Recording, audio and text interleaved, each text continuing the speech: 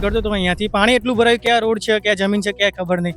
વેરા વધે એની સામે એ લોકોએ સુવિધા શું આપી? લોકો ભાજપને એટલું બધો મત આપી રહ્યા છે કે કાદેવાળા રોડ કરી નાખ્યા છે. તમે ગામની ખાલી સુખાકારીનો વિચાર કરો.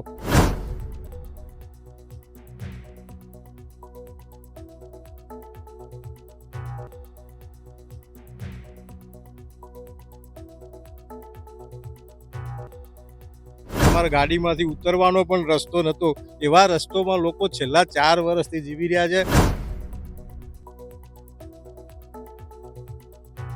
પાણીના નળમાં પણ તમે જોશો તો ગંદુ પાણી આવે છે. કેટલાય લોકો અહીંયા એક્સિડન્ટના ભોગ પણ બની રહ્યા છે. એ બધા રોડ રસ્તા ગંદકીથી ખદબદે છે. કેમ કે કાદેમાં જ કમળ ખીલે છે. એક વખત આ સરકારને હલાવી પડશે. 4 વર્ષ થયા તો હજી એ ગટરનું કે પાણીનું કે કામ પૂર્ણ કરવામાં આવ્યું નથી. હાલ વરસાદની ઋતુ ચાલી રહી છે ત્યારે વાવલના લોકો વરસાદી સિઝનમાં રોડ રસ્તાના કારણે હેરાન પરેશાન થયા છે. જો વાત કરવામાં આવે તો હાલ રોડ રસ્તાની હાલત બિલકુલ બિસ્માર હાલતમાં જોવા મળી રહી છે.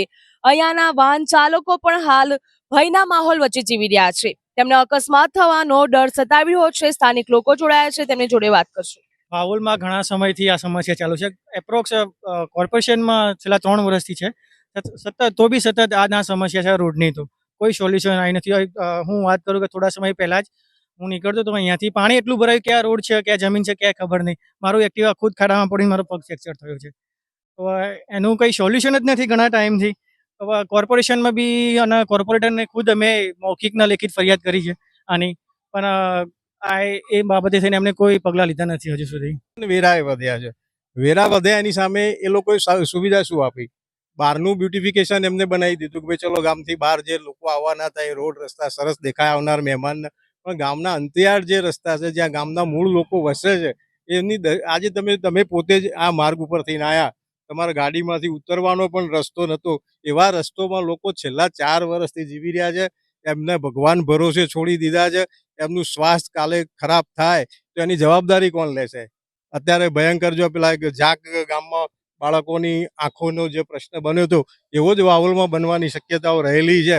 એટલે તંત્રના અમે મૌખિક રજૂઆતો કરવા છતાં આજ સુધી કોઈ પગલાં લેવામાં નથી આવ્યા. ગામના જે મૂળ ગામના લોકો છે કે જ્યારે ગામના ભોગે આખા ટીપી સ્કીમ ડેવલપ કરવામાં આવ્યો છે, પણ જે મૂળ ગામ છે એને આ લોકોએ વરમાયું વર્તન રાખ્યું છે અને ત્યાં કોઈ આજ સુધી પાણી ગટરની કોઈ સુવિધા આપવામાં નથી આવી. કરી છે તો એને પ્રોપર કામ નથી કર્યું. એના કારણે આજે બધા રોડ રસ્તા ગંદકીથી ખદબદે છે. પાણીના નળમાં પણ તમે જોશો તો ગંદુ પાણી આવે છે. એ પીવાથી ગામના માણસોને બીમારીનું જોખમ રહેલું છે. તો એની તંત્ર જો થશે તો એની સમગ્ર જવાબદારી તંત્રની રહેશે. આ વાવોલ ગામનો ઠાકોરવાસ છે. ત્યાં આગળ હરિનગરની આગળ આ પેરિસનો રોડ તમે દેખી રહ્યા છો કેવો છે. લોકો ભાજપને એટલું બધો મત આપી રહ્યા છે કે કાદેવાળા રોડ કરી નાખ્યા છે. કેમ કે કાદેમાં જ કમળ ખીલે છે. એક વખત આ સરકારને હલાવી પડશે અને હાથ જોડે રહેવું પડશે, કાં તો ઝાડુ લઈને સાફ કરવું પડશે. હવે વોટિંગમાં એ કરશો તો જ આ થશે. અને આનાથી આ રોગચાળો પણ નીકળી રહ્યો છે. કેટલાય લોકો અહીંયા એક્સિડન્ટના ભોગ પણ બની રહ્યા છે. બેન તમે જુઓ તો કોકને એવું લાગશે કે ભાઈ ગામડાના માણસો, પણ નાનામાં નાનો માણસ પણ ટેક્સ પેયર છે.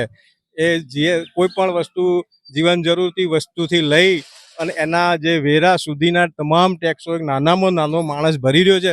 પણ એની સામે જુઓ એને શું સુવિધા સરકાર તરફથી આપવામાં આવે છે. એના બાળકોનું શું, એમનું શું, એના આરોગ્યનું શું? આજે એમને કોઈને નોકરી ધંધા જવાનું હોય તો તમે જુઓ તો એટલા ખાડા ખૈયા રસ્તા હોય. અહીંયા ફાટકની બી પ્રશ્ન છે જેના કારણે કલાકો સુધી લાઈન જામ થઈ જાય છે. તો ગામના માણસો સમયસર કામ પર પહોંચી નહીં શકતા. એમને ટ્રાફિકની સમસ્યા ઝીલવી પડે છે. આવા અનેક ઘણા પ્રશ્નો છે.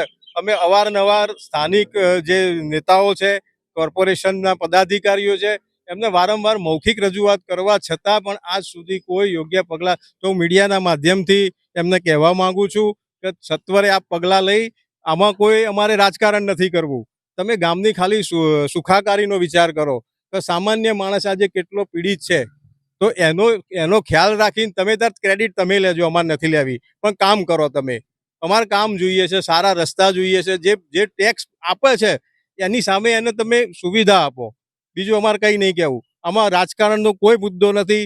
કાલે કોઈ એમ કહે છે કે ભાઈ તમે રાજકારણ કરો તો રાજકારણ નથી. ગામના લોકોના હિતની વાત છે આ.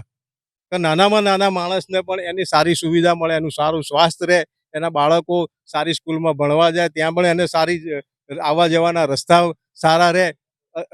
હજી તો તમે આ એક તરબૂચ વિભાગમાં જ આવ્યા છો, પણ ગામના પાણીની ટાંકીથી લઈ અને આંટા વિભાગ છે ત્યાં પણ આ જ પરિસ્થિતિ છે.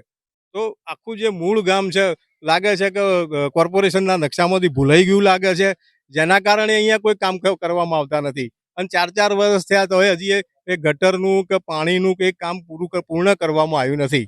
અને જે ટીપી સ્કીમના અને જે રોડ રસ્તાઓ એ કોઈ લેવલ વગરના બનાવવામાં આવ્યા છે, જેના કારણે ગામનું પાણી અંદર ભરાઈ રહે છે.